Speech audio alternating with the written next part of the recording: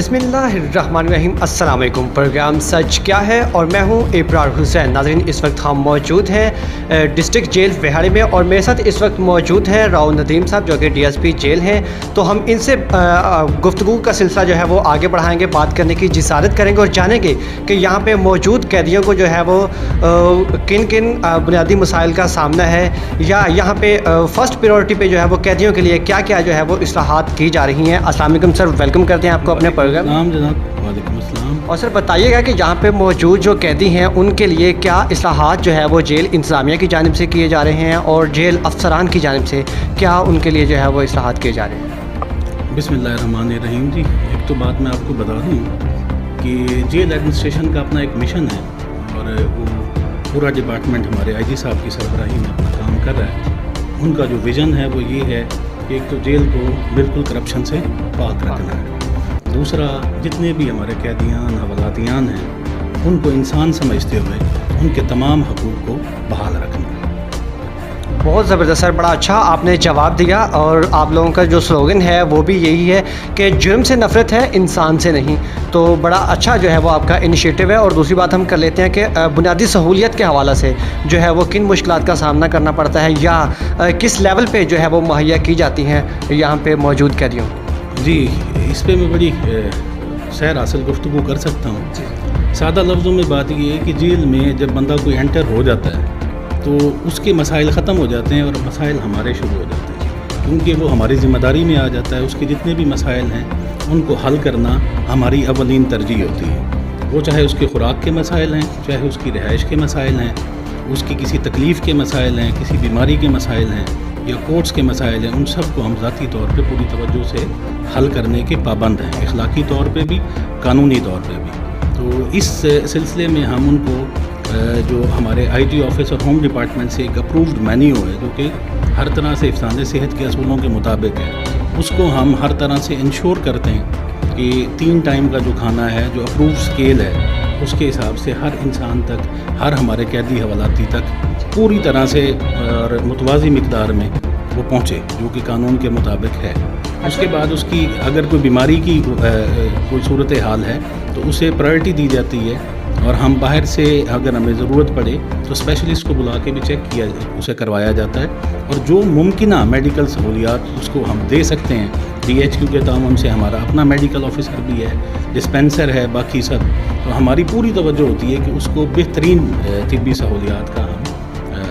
सहूलियात को हम फराहम करें और अल्हम्दुलिल्लाह हम अपने इस मिशन में कामयाब हैं। जेलों में आप देख लें कि हर तरह की, सिर्फ मैं डिस्ट्रिक्ट जेल बिहाड़ी की बात नहीं कर रहा, ओवरऑल, क्योंकि ये एक विज़न है हमारे सीनियर्स का कि हमने ये सारी सहूलियात उन तक यकीनी बनानी है। तो आप किसी भी हॉस्पिटल में जाएं, वहाँ के माहौल को देख लें और जेल के हॉस्पिटल के माहौल को देख लें, आपको एक सिग्निफिकेंट चेंज नज़र आएगा, इम्प्रूवमेंट नज़र आएगी। यहाँ हर आदमी को पूरी तरह से तवज्जो दी जाती है। हमारा मेडिकल स्टाफ, हमारा एग्जेक्टिव स्टाफ उसको इसी तरह ट्रीट करता है जैसे उसके अपने फैमिली मेम्बर उसको बीमारी के दौरान ट्रीट करते हैं। बाकी तमाम जितने भी हवालातियान हमारे इधर आते हैं या कैदियान आते हैं, उनके लिए जो बुनियादी इस्लामी तालीम है उसका प्रॉपर बंदोबस्त किया गया है। रिलीजियस टीचर्स हैं हमारे पास, कुछ ऑर्गेनाइजेशंस हमारे साथ काम कर रही हैं। हमारा एग्जेक्टिव स्टाफ जो है वो पूरी तनदही और पूरी डिसिप्लिन के साथ उन सारी चीज़ों को मॉनिटर कर रहा है कि कम से कम जो भी जेल के अंदर आता है उसकी जो एजुकेशनल रेफॉर्मेशन है वो कम से कम ज़रूर पूरी है। गुड सर, ज़बरदस्त, बड़ा अच्छा इनिशिएटिव है। और सर बताइएगा कि यहाँ पे जो कैदी लोग हैं उनकी आप स्किल्स इन्हांसमेंट पे जो है वो किस हद तक वर्क हो रहा है ताकि वो यहाँ पे अगर रहा होके जाते हैं माशरे में तो वो बेहतर तरीके से अपना एक बेहतर रोज़गार, बाइज़्ज़त रोज़गार जो है वो कमा सके और जुराइम से बच सके।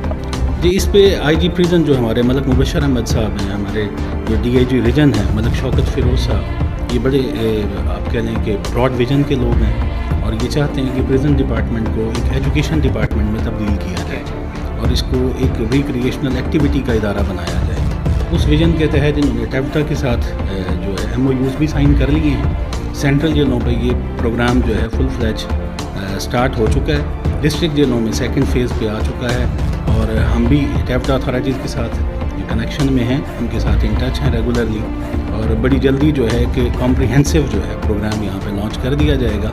बाकी सेंट्रल जेलों पे IG साहब की खसूसी काविश से जो है بہت سارے کورسز سٹارٹ ہو چکے ہیں، جس میں موٹر سائیکل مکینک کا ہے، الیکٹریشین کا کورس ہے، ویلڈر کا ہے.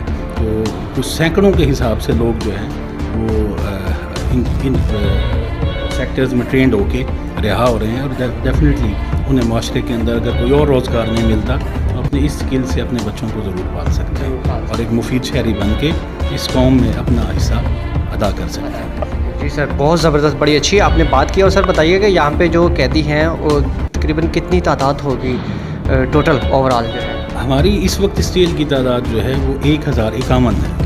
1051. تو ان کے بجٹ کو کس طرح مینیج کرتے ہیں؟ ایزیلی مینیج ہو جاتا ہے؟ اتنا بجٹ ہوتا ہے آپ لوگوں کے پاس، یا پھر کس طرح مینیج کیا جاتا ہے اس کو سارے؟ الحمدللہ جی، یہ ایک سینٹرلائز سسٹم ہے بیسیکلی، جس کو آئی جی صاحب بھی مانیٹر کرتے ہیں، اور وہ دیکھتے ہیں کہ اس جیل کی کتنی ضروریات ہیں، اس کے حساب سے وہ بجٹ کی الاٹمنٹ گورنمنٹ کے تھرو ہمیں کرواتے رہتے ہیں. کیونکہ یہ ہم ایسے لوگوں کو ڈیل کر رہے ہیں جو ہیلپ لیس ہیں، تو ہم کسی قسم کی تاخیر کے متحمل ہو ہی نہیں سکتے. تو آئی جی صاحب اس چیز کا پراپر مینجمنٹ کرتے ہیں کہ ہر جیل کو اس کی ریکوائرمنٹ کے حساب سے بر وقت بجٹ ملتا رہے. ہمیں کسی قسم کے بجٹ کی ایز سچ کبھی بھی کوئی دقت نہیں ہوتی، کیونکہ ہم نے انسانوں کو ڈیل کرنا ہے، ان کی خوراک، ان کی صحت کے معاملات کو ہم دیکھ رہے ہوتے ہیں. تو ایز سچ اس طرح کی کوئی دقت کا ہمیں سامنا نہیں ہے. البتہ کچھ جو کاسمیٹکس چیزیں ہیں جو قانون سے ہٹ کے ہیں، مطلب قانون اس کو پرووائڈ نہیں کر رہا یا رولز کے اندر اس کی پروویژن نہیں ہے، جیسے کچھ غریب لوگ آ جاتے ہیں جنہوں نے اپنے کپڑوں کا، جوتوں کا خود بندوبست کرنا ہوتا ہے، تو اس کے لیے ہم خصوصی کاوش کر کے کچھ فلنتھراپسٹ جو لوکل ہوتے ہیں یا آرگنائزیشنز ہوتی ہیں، ان کی کوآپریشن سے ہم ان سے ڈونیشنز لے کے ان کے لیے مینیج کرتے ہیں تاکہ ان کی پراپر ایک ویلفیئر ہو سکے. اوور آل جو ہمارا گورنمنٹ کی طرف سے سینکشن بجٹ ہوتا ہے، جو ہماری ریکوائرمنٹ ہے، اس میں کوئی خاطر خواہ میں دقت کا سامنا نہیں ہوتا. بڑی زبردست بات کی ہے سر آپ نے، اور بڑا اچھا انیشیٹو ہے کہ جن کا دیکھ بھال کرنے کے لیے جو ہے وہ لوگ نہیں ہیں، یا جن کو ملاقات کے لیے نہیں آتے، یا جن کو پیچھے سے وہ چیزیں پرووائڈ نہیں کی جاتی گھر والوں سے. وہ ظاہری بات ہے کہ ہر انسان جو ہے وہ مشکل کا اس وقت جو ہے وہ شکار ہے، تو ان چیزوں کو آپ خود اپنے پہ لے کے جو ہے وہ مینیج کرتے ہیں، اور بڑا ہی اچھا جو ہے وہ انیشیٹو ہے. سر آخری سوال، کیا میسیج دیں گے ہماری کمیونٹی کو، ہمارے دیکھنے والوں کو، تاکہ وہ کم سے کم جو ہے وہ جرائم کریں اور جیل میں آنے سے بچ سکیں؟ جی، بڑا اچھا سوال ہے آپ کا. بیسیکلی انسان ہونے کے ناطے دوسرے انسان کے دکھ کو سمجھنا یہ انسان کی خاصیت ہونی چاہیے. میں نے اپنی 17 سال کی سروس میں جو محسوس کیا ہے اس پریزن سروس میں رہتے ہوئے، وہ یہ ہے کہ جو بندہ جرم کر کے جیل میں آ جاتا ہے وہ اپنے مسائل سرکار پہ ڈال دیتا ہے، ٹھیک ہے، اور بعد میں اس کی جو فیملی جتنی ہارڈ شپس، جتنی مصیبتیں بھگتتی ہے، وہ اس فیملی سے ہی آپ جان سکتے ہیں. اس کا اندازہ کوئی اور نہیں کر سکتا. اس کی تو خوراک، صحت، رہائش کا ہر طرح کا بندوبست سرکار کر رہی ہے، لیکن جو اس کے ورثہ ہیں، یہ جو اس کے ڈیپینڈنٹس ہیں جن کے لیے باہر کماتا تھا، آپ جا کے ان کی قسم پرسی کو ذرا وٹنس کریں تو آپ کا ایک دفعہ دل خون کے آنسو ہوئے گا کہ ایک بندہ جو جرم کر کے اندر آ جاتا ہے، اس کے بچے کس طرح سے در بدر کے دھکے کھاتے ہیں، اس کی بیوی، ماں، بہن، بھائی، وہ کس طرح سے اپنی زندگی گزارتے ہیں. ان کو دیکھ کے میرے خیال میں ہر انسان کو معاشرے میں رہتے ہوئے ایک عبرت حاصل کرنی چاہیے کہ جب میں کسی جرم میں ملوث ہو کے اور اس زندان میں آ جاؤں گا، اس جیل میں آ جاؤں گا، تو میرے معاملات تو پھر بھی ٹھیک چلتے رہیں گے، لیکن جن کے فرائض میرے ذمے ہیں وہ اس معاشرے کے رحم و کرم پہ میں چھوڑ آؤں گا. انہوں نے کس طرح سے اپنی زندگی گزارنی ہے. تو عبرت پکڑنے کے لیے میں چاہتا ہوں کہ ہر انسان کو اپنے معاشرے میں کسی ایک ایسی فیملی کو ضرور وٹنس کرنا چاہیے جن کا یہ بندہ یا خاص کر مین آدمی جو ارننگ ہینڈ تھا وہ جیل میں چلا گیا. تو میرے خیال میں انہیں ایک عبرت ضرور حاصل ہوگی کہ میں کبھی بھی اپنے بچوں کو، اپنی بیوی کو، اپنے بہن بھائیوں کو، بوڑھے ماں باپ کو اس طرح کے حال میں چھوڑ کے اور جیل میں جانا پسند نہیں کرتا. اس طرح جو ہے نا وہ بہت ساری خرابیاں معاشرے میں پیدا ہو جاتی ہیں. اور سر لاسٹ میں آپ بتائیے گا کہ کون سے ایسے لمحات ہوتے ہیں انسان کی زندگی میں کہ جب انسان جو ہے وہ زندگی ایک ایسے دہانے پہ آ جاتی ہے کہ آپ کسی جرم کا ارتکاب کرتے ہیں، اور پھر وہ جرم کرنے کے بعد زندگی جو ہے وہ آپ سے کس طرح ٹریٹ کرتی ہے، تو یا وہ کون سے ایسے لمحات ہیں جو وہاں سے ہم مائنس کر دیں تو ہم جرم کرنے سے بچ سکتے ہیں یا جیل میں آنے سے بچ سکتے ہیں؟ زندگی بیسیکلی بے رحم ہے، وہ کسی کے لیے رعایت نہیں چھوڑتی. آپ جو کچھ کرتے ہیں اس کا خمیازہ آپ کو بھگتنا ہی پڑتا ہے، ٹھیک ہے. حالات بہت سارے لوگوں کے اکثر اوقات خراب رہتے ہیں، لیکن تحمل، صبر جو ہے وہ انسان کو بہت ساری مصیبتوں سے بچا دیتا ہے. غصے پہ کنٹرول کریں گے آپ قتل و غارت سے بچیں گے، ٹھیک ہے. اگر آپ کے اکنامک میٹرز جو ہیں وہ ڈسٹرب ہیں تو بھی صبر سے کام لیں. چوری ڈکیٹی سے آپ کب تک اپنے معاملات کو درست کر سکتے ہیں؟ تو ان ساری چیزوں میں آپ نے جو چیز اپنے دامن میں سمو کے رکھنی ہے وہ صبر و تحمل ہے. جب آپ اس کا ساتھ چھوڑتے ہیں تو بہت سارے مسائل کا آپ شکار ہوتے ہیں. صرف آپ نہیں ہوتے، آپ کے دوسرے جو آپ کے ساتھ جڑے ہوئے لوگ ہیں اس سے بھی زیادہ مسائل کا شکار ہوتے ہیں. صبر و تحمل جو ہے وہ اس کا دامن کبھی بھی نہیں چھوڑنا چاہیے. یہ میرے رب کا بھی حکم ہے، میرے رسول پاک صلی اللہ علیہ وسلم کا بھی حکم ہے، اور اخلاقیات بھی اسی کا درس دیتی ہیں. تھینک یو سو مچ سر، بڑی اچھی بات کی ہے راؤ ندیم صاحب نے کہ کبھی بھی کسی بھی صورت میں جو ہے وہ صبر و تحمل کا دامن ہمیں نہیں چھوڑنا چاہیے.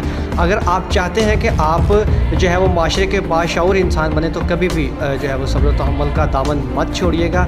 اسی کے ساتھ اپنے ہوسٹ ابرار حسین کو دیجیے اجازت. اپنا بہت خیال رکھیے گا اور ان کا بھی خیال رکھیے گا جن کا خیال رکھنے والا کوئی نہیں. تھینک یو سو مچ. اللہ حافظ.